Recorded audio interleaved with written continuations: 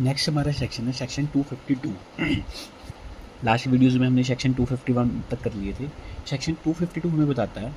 कि अगर अक्यूज ने चार्ज फ्रेम करते हुए टाइम उसने गिल्टी प्लीड कर लिया कि भाई ठीक है, मैंने अपना जो अपना ऑफेंस है मैंने मान लिया, मैंने किया था, तो जो सेशन कोर्ट होगी तो उसकी जो उसने प्लीड किया है उस पर उसकी कन्विक्शन कर देगी। 252 कहता है if the accused plead guilty, उसने प्लीड गिल्टी कर दिया, द जज shall record the plea and may in his description convict him there. तो उसको उसकी डिस्क्रिप्शन पावर है कि जो उसने प्लीड गिल्टी किया उसके बेस पे रीज़न रिकॉर्ड करेगी और उसको कन्विक्ट कर देगी, उसको सजा दे देगी। नेक्स्ट हमारा है सेक्शन 253। सेक्शन 253 हमें बताता है अगर उसने जो अक्यूज़ ने प्लीड गिल्टी नहीं किया और उसने कहा कि मुझे मैं मतलब ट्रायल फेस करना चाहता हूँ, तो सेक्शन 253 हमें बताता है कि जो कोर्ट है ना आगे कोई डेट फिक्स कर देगी प्रोसिक्यूशन एविडेंस के लिए। स्टेज क्या थी, सबसे पहले तो जो है केस आएगा, ठीक है, मतलब ओपनिंग केस करेगी उस जो प्रोसिक्यूशन होगा, पब्लिक प्रोसिक्यूटर, उसको लगता हुआ नहीं है तो डिस्चार्ज कर देगा, डिस्चार्ज नहीं किया तो चार्ज फ्रेम कर देगा, ठीक है। चार्ज फ्रेम हो गया तो उसने अगर अक्यूज ने प्लीड गिल्टी कर दिया तो उसके बेस पे उसको सजा कर देगी कोर्ट। अगर नहीं किया तो वो डेट फिक्स कर देगी 253 में कि ठीक है भाई उसने प्लीड गिल्टी नहीं किया, ट्रायल फेस करना, आप अपना एविडेंस लेकर। 253 हमें बताता है कहता if the accused plead to refuse to plead, ठीक है, और डज नॉट प्लीड, वो प्लीड नहीं करता और रिफ्यूज़ करता है कि मैंने नहीं गिल्टी फील करना, और क्लेम टू बी ट्राइड और is not convicted in section 252, the judge shall fix a date for the examination of the witnesses and may on the application of the prosecution issue any process for compelling the attendance of any witness or the production of any document or other thing। तो ये क्या कहता है कि अगर court ने उसको लगता हुआ कि वो प्लीड गिल्टी नहीं कर रहा, उसने रिफ्यूज़ कर दिया, मना कर दिया और उसने ट्रायल फेस करने के लिए, तो जो कोर्ट है फिक्स कर देगी डेट को कि भाई ठीक है आप अपना एविडेंस लेके आओ प्रोसिक्यूशन को, और वो एप्लीकेशन पे किसी भी उसका समन इशू कर देगी, उसको कंपेल कर देगी कि अपना विटनेस लेके आओ या कोई डॉक्यूमेंट लेके आओ अपने केस के सपोर्ट के लिए। ये हमारा सेक्शन 253। नेक्स्ट हमारा है सेक्शन 254। अब डेट डाल दी, अब एविडेंस आएगी उनकी प्रोसिक्यूशन की।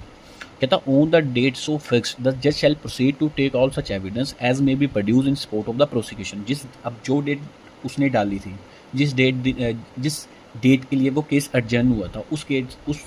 दिन कोई एविडेंस आता है तो जो भी एविडेंस है उसको कोर्ट लेगी, देखेगी, जैसे भी उनका प्रोसीजर होगा वो उसके फेवर में है, वो उसको करेगा, ठीक है। Provided that the evidence of the witness under this subsection may be recorded by audio, video, electronic means। अब ये कहता है कि जो भी उसका एविडेंस होगा विटनेस का, वो किसी भी तरह से ऑडियो या video, as a audio video record हो सकता है।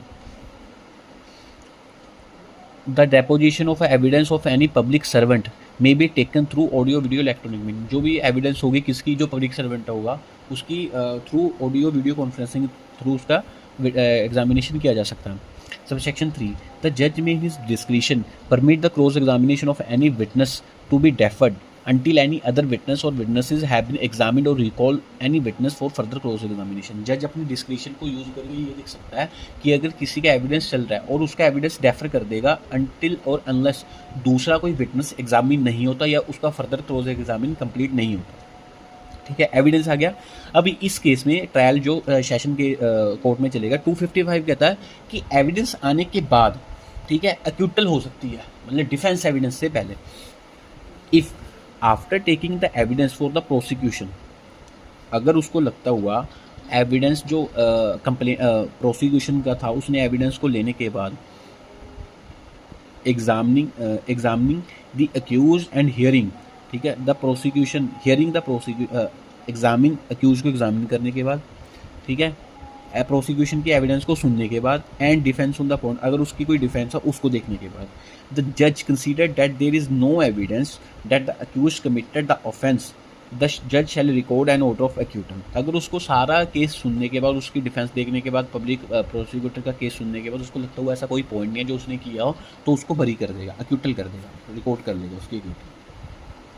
आगे आगे 256 ये कहता है कि अगर उसको अक्यूटल 255 में ना हुई,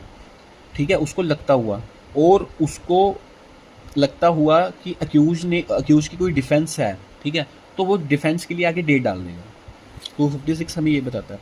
कहता है where the accuse is not acquitted under section 255, ठीक है, he shall be called upon to enter on his defence, उसको कहा जाएगा कि आप अपनी डिफेंस लेके आओ जो आपके पास है, आप अपनी जो डिफेंस में आप अपना कोई एग्जामिन करवाना चाहते हो विटनेस,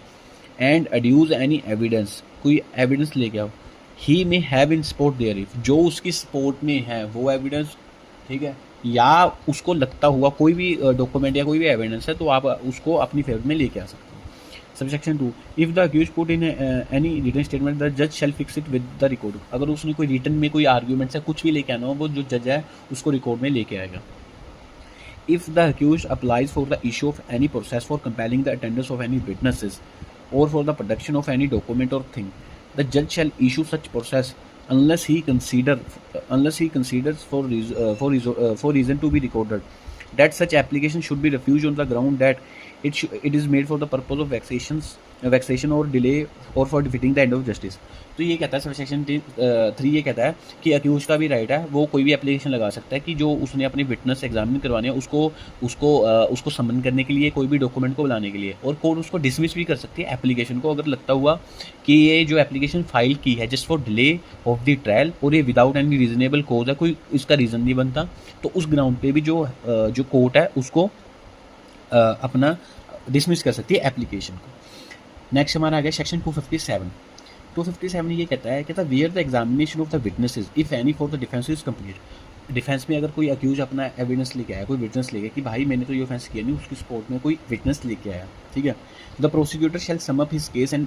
द अक्यूज और his advocate shall be entitled to reply. अगर वो मेरा कोई जो था विटनेस मेरी फेवर में, अक्यूज की फेवर में, वो कंप्लीट हो गया, उसके बाद जो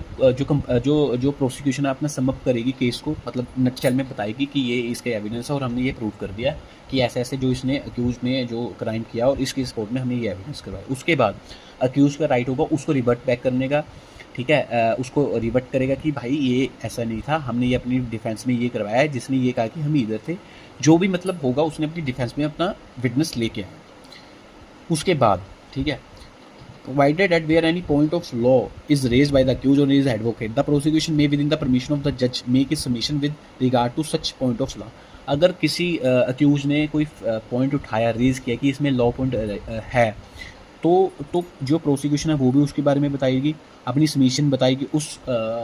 पॉइंट ऑफ लॉ के बारे में कि ये ऐसे ये सेक्शन लगता है या कोई प्रोविज़न अप्लाई नहीं है, जो भी होगा